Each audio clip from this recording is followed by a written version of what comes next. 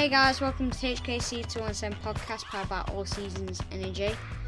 This episode is sponsored by RD Racing, who've been helping us out with some rider coaching and some mechanical support for the last 3 rounds of the BMB. In today's episode, we're going to be talking about the 3rd round of the British Mini Bikes Championship and also the RD Racing teammate, Zach Weston, who's been racing at Snetterton, which we went to visit, which was good, going to Bemsee and see what happens behind the scenes there. And we're also going to be covering the French MotoGP Grand Prix and our Fantasy League, which is... Grand Prix. Same thing. People say different things. And also is MotoGP Fantasy League. As we roll in, and we'll go straight into the British Mini Bike Championship. Yeah. They're a bumper episode, this one. I'm trying to catch up a little bit. We did get a little bit behind. So we're going to go into the race report and what happened up at sunny Rowrah. Yeah. So, decent weather. We got up there. It was raining and not raining on the first day. Had a nip into Whitehaven, which was pretty cool. A nip to see, walked along the cliff looking for the Isle of Man. Yeah, we walked right along the cliff. We seen this massive tower. You said it were a really old lighthouse that they used to light a big flame. I'm not sure what it was actually. We do need to actually look into what it was. But yeah, big tower, and then walk right along the cliff, and we got my binocular out to try and see if we could see Isle of Man, and then we realised we didn't even need the binocular; we could just see it with his eyes. Yeah, we were looking for it for quite a while. We walked up a little bit, and I think there might have been a bit of sea mist, maybe. Yeah. But eventually, it was like the clouds parted, and we realised, wow, it's there. Oh wow, we can actually see it with the naked eye, which were pretty cool. Yeah. So it was really nice in Whitehaven. We stopped. Is it Whitehaven? Yeah. We stopped in the harbour area. Had a nice lunch there at a little bar, like a bar restaurant, wasn't it? Yeah. So that was pretty cool. Weather-wise, all week we were looking at it. It was going to be hit and miss, and then kind of improved a little bit towards as the weekend went on. Certainly got warm that day. Nearly got caught in a massive storm or rainstorm. Coming back to the car, so we had to sprint back to the car. Went back to the track. We were one of the first people that got to the track on that day. We got back to the track, and a lot of people were there then. Yeah. And we set up partially. Steve rocked up. We will go into the practice day. Weather was fantastic. You were pushing your lap times and tweaking with your setup on the 110 and 160. Really looking forward to the races. With nice weather, wasn't it? Yeah, nice weather, yeah. Nice weather. Had a really good day there. Plenty of track time. Really, really good. So we'll head it into qualifying, and we'll combine the qualifying on the 110 and the 160. Was looking forward to qualification. The weather again was fantastic, and you qualified in pole position on the 110 and P3 on the 160, which was in the open class, and that was the highest ever grid start for the 160 class. So positive starts to the weekend. Really, really good. Yeah, really good. I didn't think I was gonna get that high in the 160, but it were really positive. I got 3rd in the 160s. So we'll move into the 110 races, and we'll combine all the 110 races together. So race 1, unfortunately on the sighting lap, round to the grid, your engine stalled. I tried to restart the bike several times. The marshal also tried a couple of times, maybe once or twice, was it? Yeah. And then he was told on the radio, which you heard, that you had to clear the track, so you had to jump over the barrier and go and sit in the little sad sack shed. I just got up there as Hudson were crossing the barrier, so I went and joined him in the sad sack shed, and we watched the race from the shed, which was something that we've never had to do before. Yeah. Kind of awkward silence in that shed.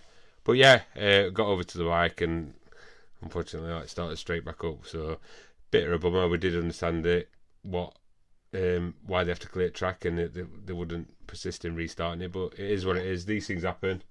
Hudson really took it really well after the initial guttingness, the frustration of what had happened. But I mean, we've seen other people have to do that before. Yeah, we've seen other people crash on the sighting lap.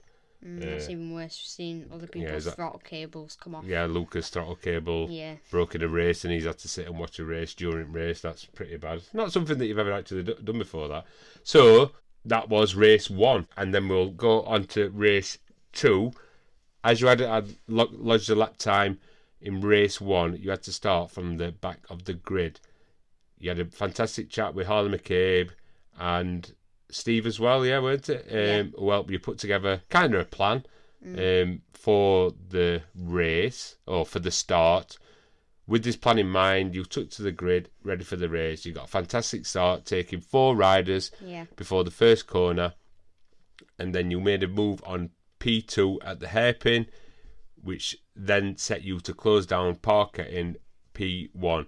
Staying with Parker until the end of lap 8, you were like right on his tail. Yeah. Right until the end of lap 8, you made your move on the final corner of the track to get into first position and held on to the lead for like four laps, I think it was. Yeah, I managed to pull quite a good gap on him. How you were on pitboard? How big was the gap? Yeah, I'm not sure. We'd have to pull up that stat, but yeah, it were a great races. If you look over on Hudson's YouTube channel, we've got the footage of the lap 1 of the race, which is pretty epic actually. It's really, really good. Parker's dad just actually asked me to send him that video of the opening lap, which I've sent him, and he's put it on his Instagram as well. So you'll see that. I mean, it's fantastic racing there. Hudson following Parker for a good 8 laps, isn't it? Looks really good. Yeah, really we never good. actually had the GoPro up on there on the front of the on the front of the bike near the radiator. I think it is. Yeah, right in the front. Smooth as butter, really high quality. Yeah, super good. Quite amazing. Really good footage. Yeah. Really good footage. So go check that out on my Instagram. On your Instagram, it's on your YouTube channel. Straight into race 3, back on pole position from getting a lap in lap 2. I think in lap 2, I think you did actually do your fastest lap over the weekend. We can check that. Starting from pole position, started well, led the whole race. Unfortunately, Parker came off.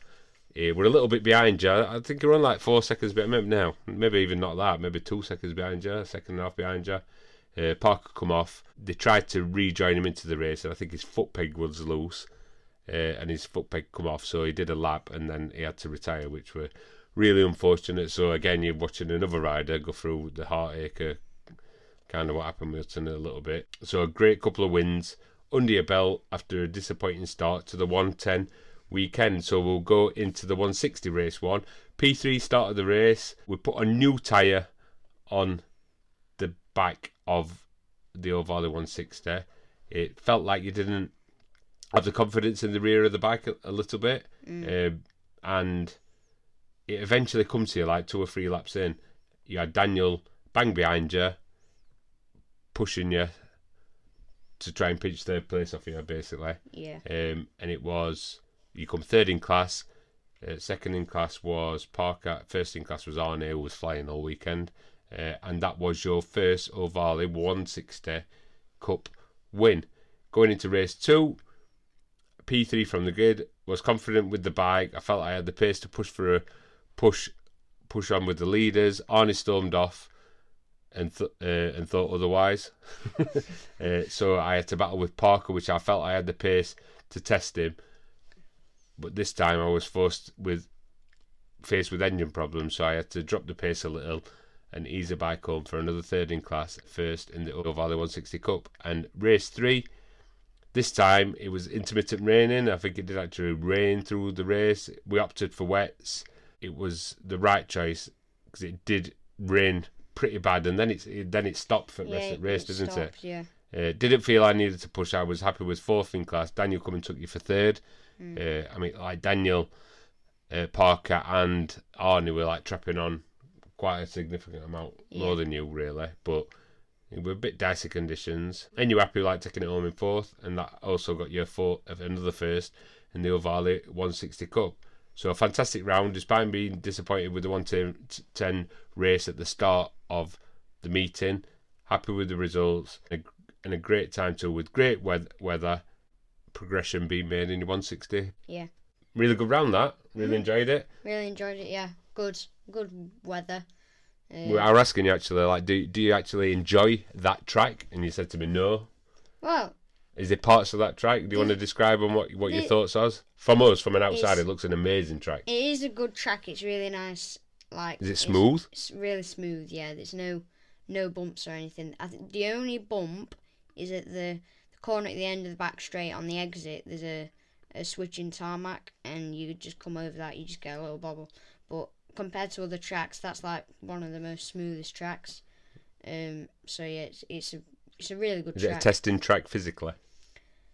With that heavy braking on them 2 hairpins? Heavy braking coming into there, yeah, it definitely is physical, like on your arms and stuff. Arm pump? No, not arm. 11-year-old? No. I never said arm pump. I never said arm or pump. Well, I said arm, but I didn't say pump. Yeah, I was just interested. I asked you that other day, didn't I? And I just wanted you to iterate on that, because from the outside, it's probably the best looking visual track. It looks massive. Like when you're at the side of the track, it looks massive. But when you're on the track, it's like quite tight. Is it a narrow track? Difficult to pass on? Yeah, difficult to pass on. 2 or 3 places? 2 or 3 places. Obviously, hairpin, breaking into there. If you're brave enough, you can get them into there. Or where I was talking about earlier with the bump coming down there. That's a brave bit. Well, no, not coming on the exit. If you get right behind him on down the hill, on the flowy bit, yeah, and then you brake into the right-hander, you can get him down there as well. But it's medium range for overtaking, but overall it's a really good track. Right, good weekend then. Yeah, really good. Big shout out to Steve, who coming out to that from RD Racing again. We couldn't have really done it without him, I think, this weekend. Yeah. Good, massive shout out to Zach, Luca, getting back in his levels again. That was fantastic to see. Harley come up to see, not us, he was just up there and he hung about with, like, round our bit. We're across from Mike, which were cool as well with Arnie. We're across from Tyler. So a massive shout out to Mike and a massive shout out to Alan as well. A little bit of help over. Never goes astray, does it? Listening to some of these other riders and riders' parents and whatever not. So yeah, good tips and good laugh as well. Mainly, that's the most important thing. We had a good crack that weekend. It were fun, yeah. I mean, like the boys had like Xboxes out. Luca and Zach brought both of the Xboxes, so there was like full gaming setup. Our owning was like MotoGP on the TV, multiple Xboxes set up on screens outside. You know, like Gadget Central. Yeah. Just the way I like it. So we will move over to the BMB results and we'll briefly touch through these as quick as we can. So overall results, even though they don't give overall points, overall podiums anymore. Overall trophies anymore. Yeah. But you can get a rough idea on where everybody's come over the round. So first up is the Mini JSM 140. So in first position it's Caden Herring. In second position it's Max Robinson. And in third position is Ella Mosgrove. So I believe that she is.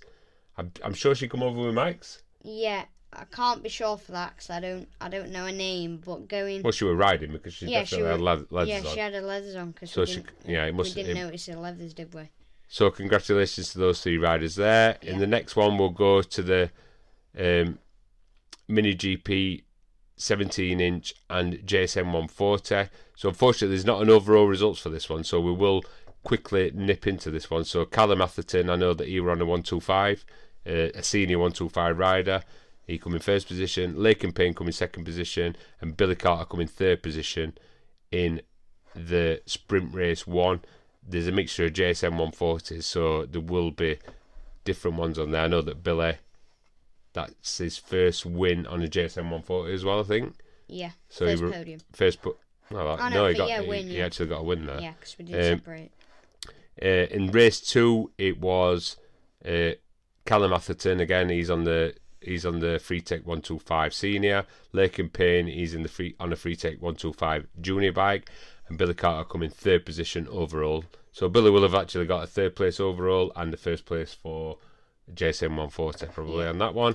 And we'll go into race 3 on that one. It is Callum Atherton, who I believe is Lakin's sponsor, I think, or somebody who helps him out. In second position is Lakin Payne, and in third position is Billy Carter. So if you look at them lap times, they're like 55 seconds. Not a bad lap time, not on them Freetech bikes, is it? Freetech, yeah. Not bad at all.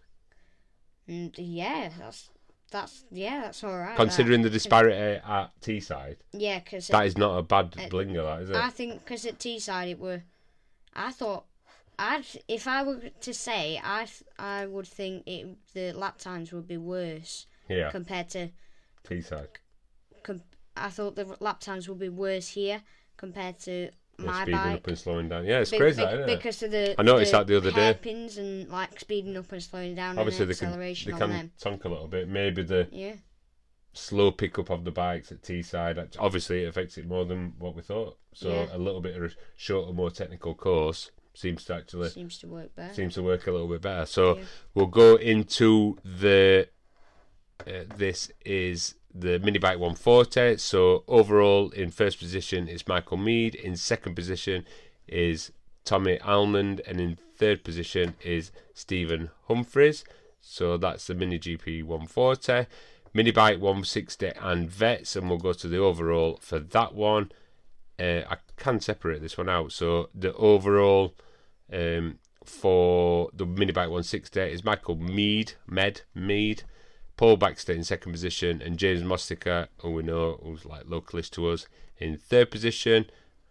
And in the mini bike vets, it's Robert Mead and Dean Bednarik.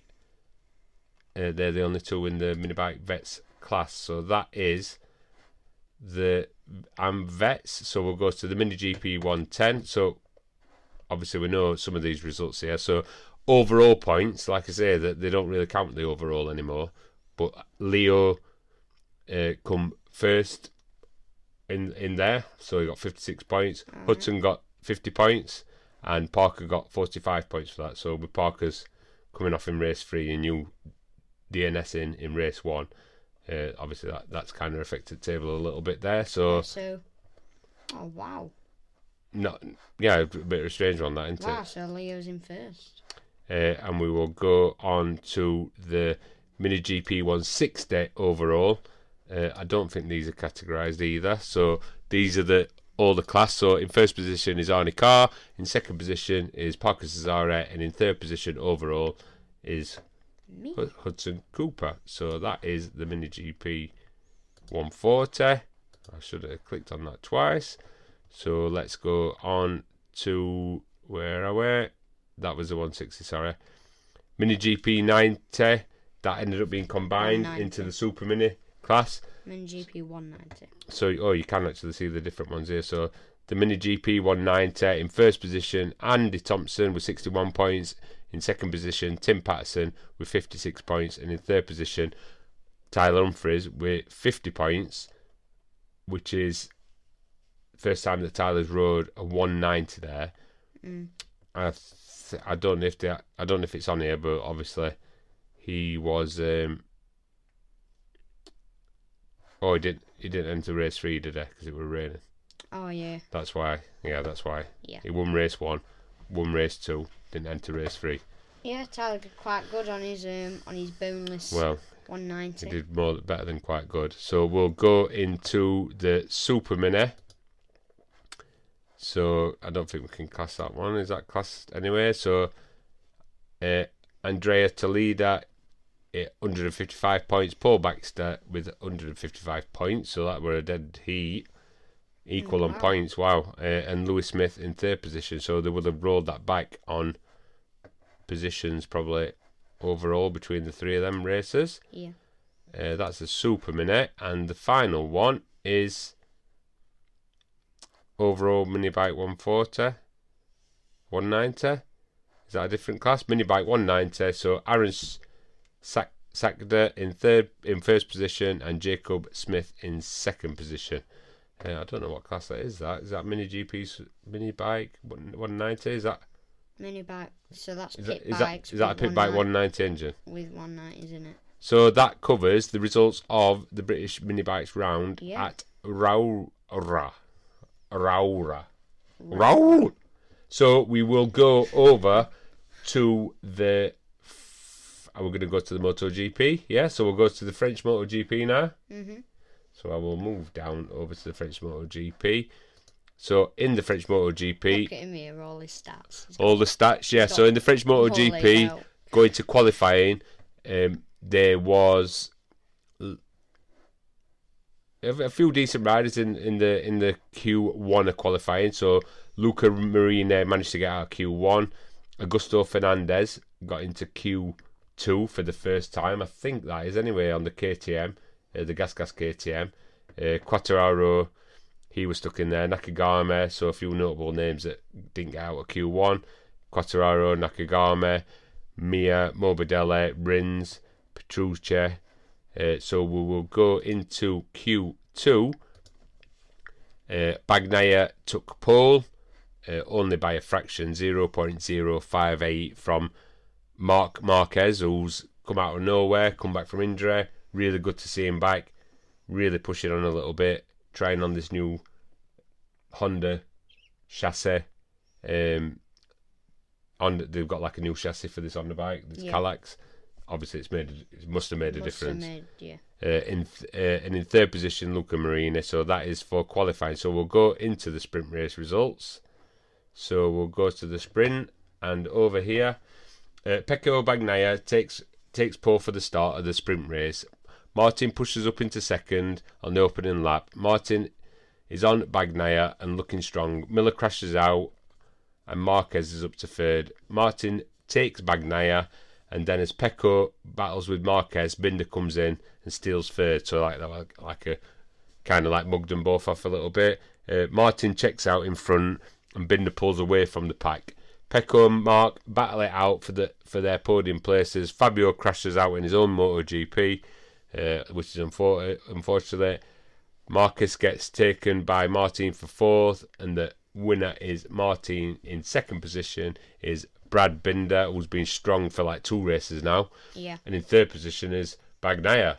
So Martin had it in him this weekend a little bit. He just literally checked out of them in that sprint race. So that was really, really fantastic. Good to see. They didn't really obviously focus on Martin watching the race, because they ended up just watching Binder, Bagnaia, Marini and Marquez, because that little battle they were shifting around all the time. So that was a good race. And again, another example of where the sprint race seems like it's all of a sudden getting a little bit more interesting than watching the real race, which I don't think they wanted that effect, but that's what's happened. So going into the main race, which was interesting actually this round. They should just make like both. They should have 2 races, and they should be sprint races. No, that's not enough. Like, you can't do that. Why? It'd make it more exciting. So into the race 1, Pecco again from pole. This time Marquez stomps into the lead and takes him round on the first lap, followed by Miller. Miller takes the lead from Marquez, and he jumps back into first. A fantastic racing, and Marquez looks good on the new Calax chassis. Miller then gets into the lead and looks great, and behind them Viñales and Pecco are having a battle, and I think they have a little bit of a ding dong for a couple of laps, and then unfortunately Viñales crashes into Pecco crashes into Viñales. Anyway, it ended up with fisticuffs in the gravel, and then the Kiston made up on the scooter about 1 minute later. So I don't think there were no punishment sanctioned for that. Heated in the pit in the sand. I think that Pecco, Viñales thought it was Pecco's fault. Pecco probably said, well, there was a gap. Yeah. You watch it in slow motion, you can think, well, what's Pecco trying to do there? Who knows? He's going to be there. And then you could also turn your head to the side and look at Viñales and think, well, you knew that Pecco were going to come across there, and you put your bike there. Anyway, the Kiston made up in the paddock after getting off at scooter, which were quite funny, I thought, really. But yeah, it was good to actually see that. Alex Marquez crashes into Marini, and then they're scrambling on the track, a bit of a nightmare crash in the middle of the track, and a few bikes whizzing past. Alex Marquez and Marini managed to get away with it. Luckily, they're like looking up at the track, and not a lot of riders are coming, or they can see from far away. So it's very hairy moment. Bemsee touches Marquez, and as the stewards are deciding on what to do, I think it takes them 2 laps. Bemsee takes another rider in front, and then they put on Bezeki's dash that he's got to drop a place. But by the time that they said he has to drop a pace, Marquez weren't actually behind him, so they punished him for bumping Marquez, and Marquez should have technically got that place back. I think they made it. I think they put the wrong. it should have been the timed penalty, because if the penalty was for Marquez and to benefit Marquez, Marquez did not benefit from that whatsoever. He had to sit behind. Him, and he swapped positions. I forgot who it was with, and Marquez was still in the same position. He still lost a position. In fact, he lost 2 positions. Yeah. So that were a bit of a mess up. Martin then goes into second and takes Miller for the lead. Martin takes Miller, and Miller puts his hand up. It looks like he's got a problem with bike. Yeah. And he starts like dropping down order a little bit, getting to like 5th. And Marquez is now battling with Martin for second, and he eventually takes him. Miller crashes out. I don't know if that's been confirmed that there was a problem with the bike, but Miller crashes out, which is a couple of he's been strong there, and then something's gone wrong or he's crashed. Then Marquez crashes out. I don't know what position Marquez were in. I think he were in a podium position. So, and the race finishes, and Has he hurt himself this time? No. No Just crashing out, pushing. And both times he's crashed this week, and I think I showed you him crashing in practice. And like the press were like really grilling him, like, "Oh, what you're crashing again, and what you're crashing for? You know what happens, or whatever not." And I think he like said in Spanish, if I'm not pushing, how do you expect me to? What did he say? Yeah, how do you expect me to like? I'd rather crash. And so he said that in qualifying or practice. I've got to push. I'm pushing because I'm trying to win the race and I'm trying to get better my lap times. And then after he crashed, he got grilled about that again, and he said he'd rather crash and not finish than not crash and come 8th or 10th, which just shows you how much he wants to win. Which is right in a way, isn't it? Yeah, and he's just saying, well, if you're in what do you want me to do? I think he like called out the press a little bit, like saying you're grilling me here for crashing, and like you'd also be grilling me if I come 8th. You say, oh, you're still injured. So that was another interesting French MotoGP. So we watched that. We watched the sprint race, which was really good on that Saturday night. I put like a WhatsApp message out, and we all come and watch it round at our own, and like a group of we had like a fleet coming over. Fleet of people coming over to watch MotoGP, which were pretty cool. Then I had to turn it off on Saturday because we were all racing. Hudson were just due out roundabout when the MotoGP started, so we turned it off. No social media, and we watched it on Sunday night because we actually got back really early, which was pretty cool. Yeah. So we will move on to where have I got to go? I've got to go to the fantasy results. So after we've talked about the fantasy. The MotoGP, we've got to the fantasy results. So in the fantasy results, I will say that again. I'm not going to edit that out. Vladar GP is on 765 points. You want to read some of these out?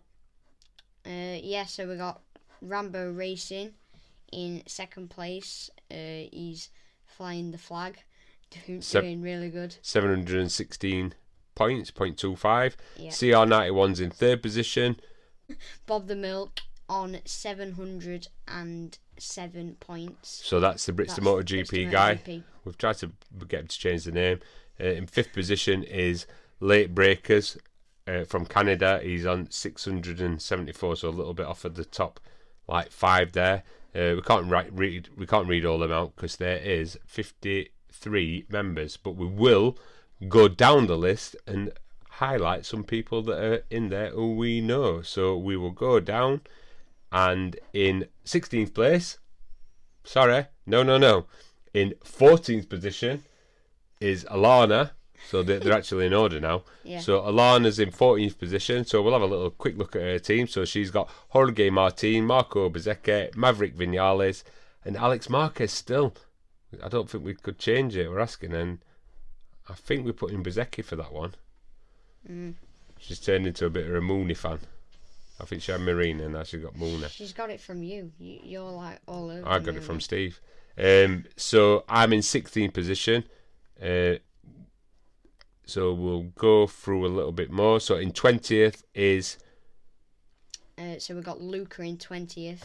And then right behind him, we got Steve, which is Luca's dad. It says him twice there, I don't know why. Oh, yeah, does it? Yeah, so Luca's separated. dad right behind him. How many points separating them two? 4.5. 4 points. 4.5. 4.5. In 23rd position is Mum, so she's doing well there. You're bang above Mum. Bang below Mum. Or bang below, yeah. And then we got S20 Racing, which is my uncle, who come to watch us this weekend, which were good. No, not this weekend. Oh no, not this weekend. Sorry, but he's been coming to watch us on the rounds. And is there any more that we can see on there? I don't think so. Mike Carr, 43rd. Sprocket Racing. I can't see any more. Where's Chloe Jones in 38th position? Jack Newton's mum in 50th position. And unbelievably, he seems that he's joined both fantasy leagues and done exactly this. Let's have a look at his team. Is it Jack Newton's in 53rd position? So he's got Vinales, Espargaro, Nakagami and Fernandez. It's not even a bad team. We said this last time. It's not even a bad team, is it? Look at his constructors that he's got. Yeah. Well, I don't know about having Repsol under there, but that's not bad. It's better than having what I've got. I've got Gas. Yeah, I bet Gas will have got more points than Honda. Really? Do you want to bet? 7.5 points for Honda. 7.75 points. So let's have a look. Let's have a little look. See if we can find that while we wait. Where are you? You're that far down. I can't find you. 27th. Where am I going? 24th. 26 points. So Gas more. Yeah, only 10. Gas has got more. Yeah. Gas has got 10 more. He needs to get Gas in. He needs to get out thingy. So that summarises the MotoGP Fantasy League. So again, this is a bit of a bumper episode. Next, we're going to cover the Bemsee Snetterton Ninja results from Zach Weston. Yeah. So I've got a brief rider report for race 1, race 2, race 3, race 4. Fantastic going to see Zach there. We're really good at going to support him. First time we've ever been to Snetterton as well. Quite a decent track for viewing. Really enjoyed it actually. Good weekend. Yeah, good weekend. Mixture of weather, raining. Mixture weather, yeah. Went really nice. Riding around at night and we came in and it was. Oh gosh, yeah, I can remember that. It was bombing it down and I came in and I was literally like soaked to the core. Soaked to the core. Reactor. So really good there. Hudson was there. Hudson and Luca like Zach helps out Hudson and Luca loads. Yeah. So kind of returning the favour, but it's really good as well, like going there. It's good seeing how like a little bit of bigger bike racing works. Absolutely rammed paddock. Hugely rammed paddock. Think about how many people were further down as well. We were on a massive like road, a straight road all the way down to the entrance, which you come over the bridge, and it was packed, and it was just sidecars like the side of this road. It was like bang straight. Four races, loads of racing to watch. A couple of the people that we knew that we've come across before. So Harrison. Not the Harrison that we know from flat tracking, but another Harrison. I think he rides in BSB. I don't know if he's a BTC rider, but he were there. Harrison, McKay. Okay. It's McKay. It's ringing a bell. Desai's the one that we know from flat tracking. Yeah, so it's Harrison McKay. I bet you would see him. At BTC. Anyway, so we will go into the race report. So we've actually got an upcoming vlog coming out for this as well. Yeah. Again, we're trying to keep things momentum on and whatever not, and all of a sudden I've got 5 vlogs that I need to edit. We will go into this in the race report. So Hudson's helped us write this because we've had to remember what happened. Like Hudson and Zach were like Hudson and Luca were there like spotters going out on track. Yeah. You didn't even watch a single race with me all weekend. Yeah, me and Luca. Not one.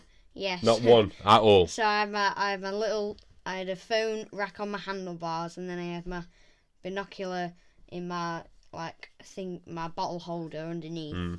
And then me and Luca go to ride like right to the end of the hill, and we went right to the top, and he had his binoculars and I had like my telescope, and we'd look round and watch him. And Next time, we forgot, didn't we? Can you remember what we found, like, right at the end of the weekend? We found the walkie-talkies, didn't we? Yeah. Which would have made it easy. I know everybody's got it, mobile phones, but it would have Yeah. made it a little bit better with walkie-talkies. Yeah, if me and Luca would have had then, it would have been a bit better. So we will eventually roll into that. So into the Bemsee Stetson Ninja results. So this class is like a mixed class. So there's Ninja 400s, which are the seniors in that, or Ninja 300s, I think the seniors as well. And there's also outright juniors in this class. So after getting second overall and first in class in qualifying, Zach started the race on the front row. He had a great start, but unfortunately, I think it was 2 or 3 turns in, he got taken out by a rider. A few riders actually come off because it were a bit dicey conditions, weren't they? Yeah. The race was red flagged. Everybody was okay, but the race was red flagged. Zach managed to get back to the pits. We tried to frantically fix the bike, but unfortunately, Zach couldn't get to the scrutineers in time, and he probably missed it by like 2 minutes. So he got to pit lane, and the race has started. So he were intending on trying to start from pit lane. You have to have your bike checked over after you've had it crashed, which is right. And he missed the start by probably 2 minutes. So we fix. Well, I say we. I only fixed the screen, but you guys were cleaning up mud off the bike. We did the screen, didn't we? So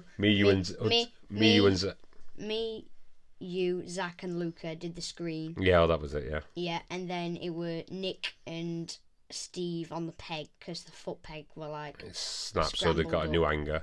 Yeah. So we're super stressful. Oh my gosh. Wow. But good in hindsight to what happened. So we fast forward to race 2. So race 2, and again we've said this, and it's coincidental that we've kind of done this weekend for us. That when we were there, what did Zach do? It's done. Never like moped around about it. Yeah. It were done. Yeah. And then we've done exactly the same our weekend there. What's done is done. What's done? You can't change anything. Let's go again. And that was Zach's mentality a couple of weeks before in this race. Like, he weren't moping around that night. So they were, that evening, or for rest of the afternoon. Anyway, the races got pushed and pushed and pushed, and there were a few more delays, a few more crashes because it was a bit dicey weather. And race 2, which Zach was ready to go out next, got moved to the morning the next day. Yeah, so it came over like he were ready. He were ready to go. He were ready. He were like, yes, here we go. You're in mental state, and then it came over like the phone tannoy and the tannoy, and it were like, it looks like race 14. I think that was the number. Yeah, something crazy. Is gonna be moved to First race tomorrow. Which that's good, you know what I mean? But yeah, I would say we're like up and then down, like to feel that. Probably Zach wanted to really, really race there. Zach were like, he was ready. He was. Yeah, that must be good. Ready to but again, go out there. Obviously, it didn't really affect him, as we'll pan out through the race report. So the next day, Zach was warm up, and the first raid out, they did a revised schedule. Zach was race 1. So obviously, we knew this on the day before. Zach had to start from the 16th, 7th row of the race, and that was because I believe we were the highest polling senior. So there were that many people that didn't finish. They lodged it back, I think, to qualifying time to decide on where you were, because I think there were like 10 people that come off. Yeah, so there were 10 people that didn't lodge times, but Zach had the fastest like junior time or in qualifying. Yeah. So they had to say, right, well, the fastest rider from qualifying, because nobody's lodged the time, is Zach, and so he got fortunately up the grid a bit. Yeah. But he was still row 7, so still quite far back. He had to. His objective were obviously progress up as best he could, and set him up basically better for a better race 3 and race 4, because we're obviously difficult to start from there. Zach seemed to have had a little bit of other ideas, and I'm saying that was the objective. That's what I thought his objective would be. Not that I were involved in any type of tactics or talking to him, but you would expect.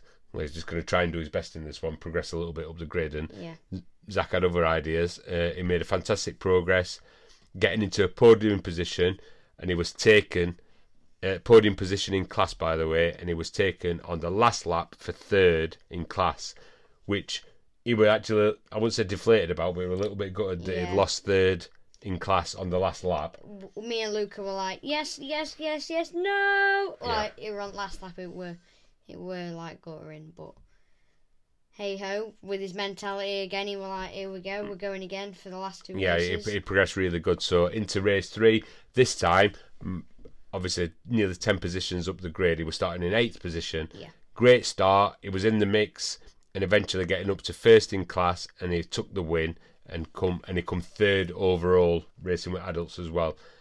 It was fantastic for him to get a win over the weekend, which were kind of 2 races wrote off, but to get a win, I wouldn't even say 2 races wrote off, because like 4th, like in bad.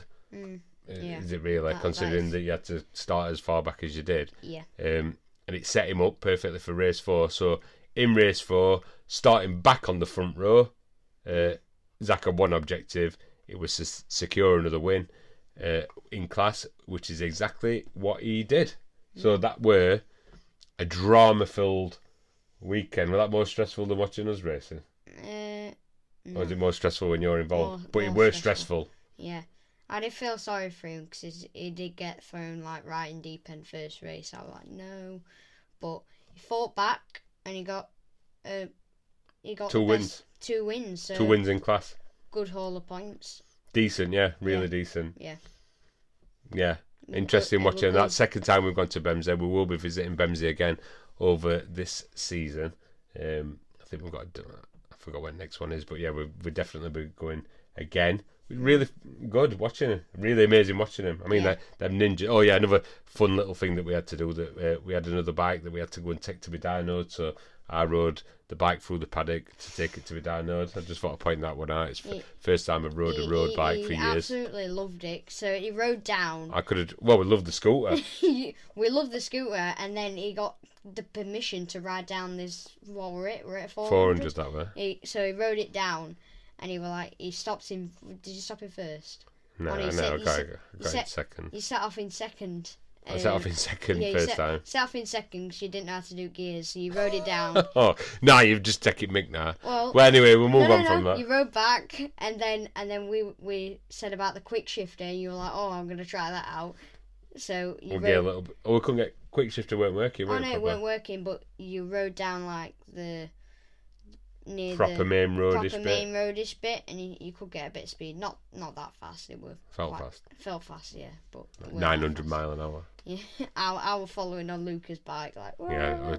That puts it right into perspective, doesn't it? That Hudson and Luca were following on the push bikes. So another fantastic weekend and a jam-filled podcast, longest one that we've had to do for a while, but we needed to get everything in there. So I hope you enjoyed that. Don't forget to like and subscribe. We've been having amazing numbers on the last few podcasts, which has been really good. Sorry for the delay on not getting this one out until today.